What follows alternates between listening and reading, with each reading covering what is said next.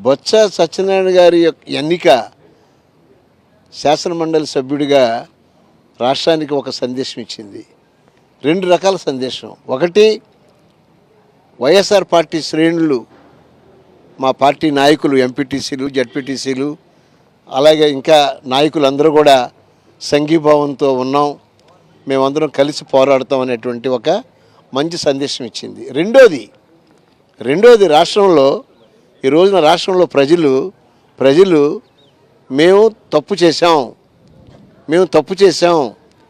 వీళ్ళు supreme 6 super 6 అని చెప్పి మమ్మల్ని మోసం చేశారు, మాకు ఏ రకమైనటువంటి పథకాలు రావటం లేదు అని అప్పుడే ప్రజల నుంచి ఒక వ్యతిరేకత స్టార్ట్ అయింది. అది చాలా మంచి పరిణామం.